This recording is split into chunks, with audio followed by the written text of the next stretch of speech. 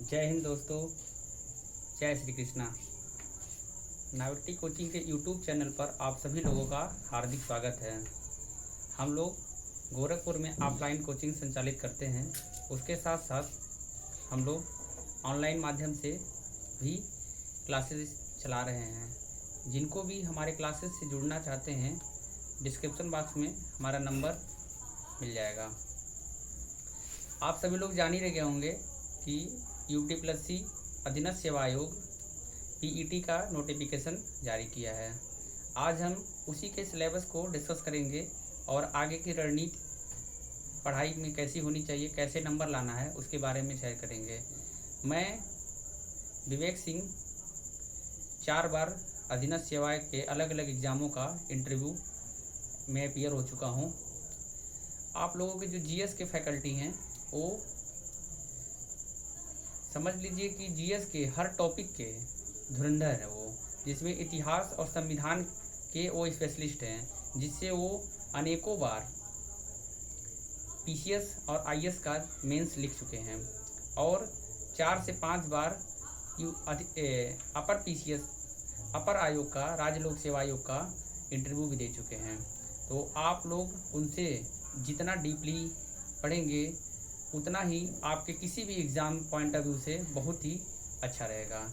चलिए हम लोग चलते हैं आज के सिलेबस के बारे में जानकारी करने के लिए।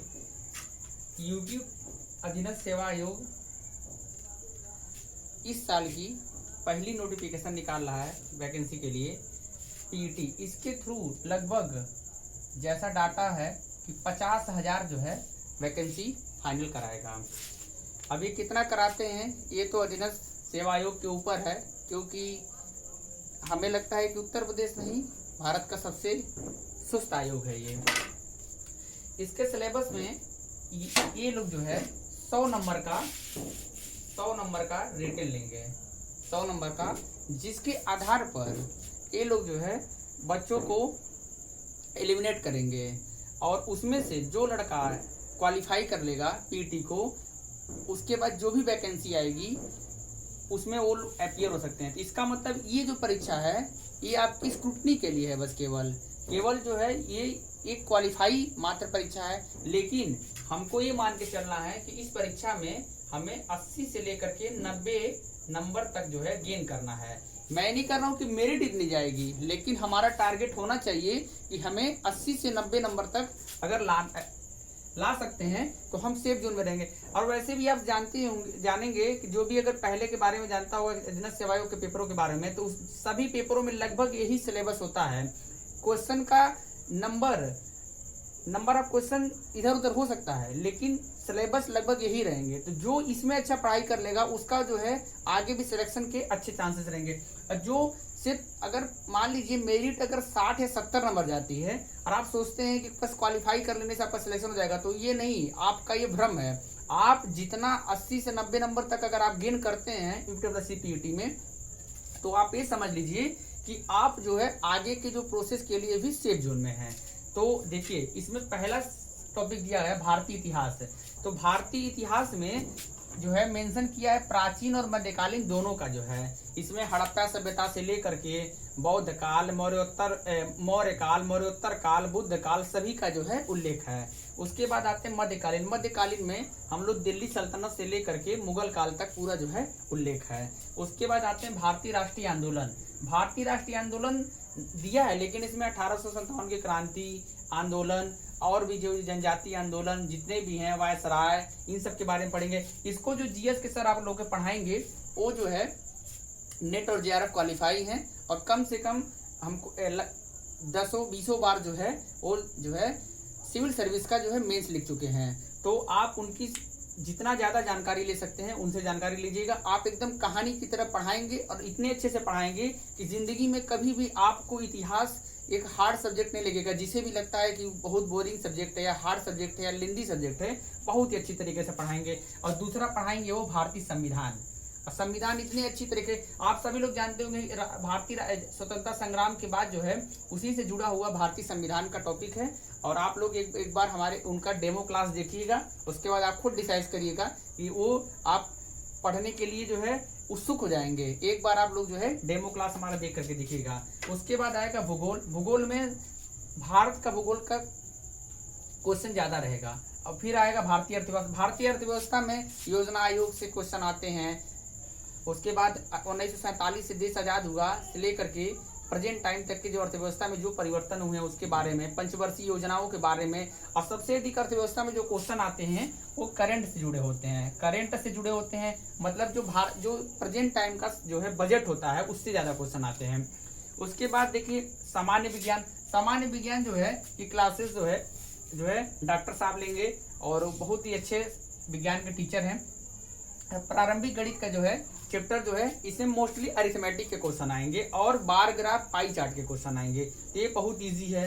सामान्य हिंदी जो है इसमें भी लगभग ग्रामर के क्वेश्चन है और कुछ जो है गद्यांश, पद्यांश और जो है लेटर राइटिंग से संबंधित क्वेश्चन रहेंगे।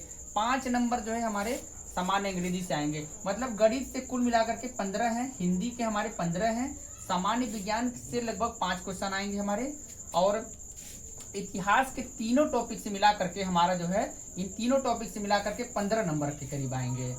मतलब यहाँ से हमारे 10 क्वेश्चन आएंगे और यहाँ हमारे 5 क्वेश्चन आएंगे। फिर भूगोल से हमारे 5 क्वेश्चन आएंगे, अर्थव्यवस्था से 5 क्वेश्चन आएंगे, संविधान से 5 क्वेश्चन आएंगे, हमारे तर्कशक्ति से 15 क्वेश्चन आएंगे। उसके बाद अंग्रेजी से हमारे 5 क्वेश्चन आएंगे। समय समायकी आप लोग हमारे चैनल के माध्यम से जुड़ जाइए। हमारे आप जो भी जुड़ना चाहते हैं वो जुड़ जाइए। हमारे ब्लॉग के माध्यम से रोज डेली करंट अफेयर्स एकदम अच्छा डिटेल में एक्सप्लेनेशन के साथ आपको मिलता है। उसके बाद एक बहुत ही इंपॉर्टेंट टॉपिक है स्टैटिक जीके। स्टैटिक जीके ये जो टॉपिक है इससे कम से कम 10 क्वेश्चन आपके एग्जाम में आएंगे। स्टैटिक जीके से कम 10 क्वेश्चन आपके एग्जाम में आएंगे हर से। अभी समझ लीजिए कि ये जो टॉपिक है इसके जो है हम लोग रेगुलर जो है प्रोवाइड कराते हैं। जैसे भारत के प्रमुख मंदिर हो गए, भारत के प्रमुख अनुसंधान संस्थान हो गए, भारत खेल कूद के बारे में, जितने भी यूनेस्को में शामिल हैं और जितने भी दिवस हैं, ये सब सारी चीज़ें मिला करके जो है ये हमारे स्टैटिक जीके में आते हैं। स्टैटिक जीके मतलब जो होता है जो कभी चेंज होने वाला नहीं है, जो हमेशा पर्यटन चला आ रहा है। तो ये समझ लीजिए कि ये टॉपिक मैं जो है एकदम बहुत अच्छे से हम लोग जो है ब्लॉग के माध्यम से पीडीएफ भी और प्लस आप हमारे ब्लॉग पढ़िए और पीडीएफ पढ़िए। डिस्क्रिप्शन बॉक्स में आपको दे दिया जाएगा। Daily current affairs, important GK के टॉपिक और प्लस लाइव क्लासेस सभी मिलेंगे।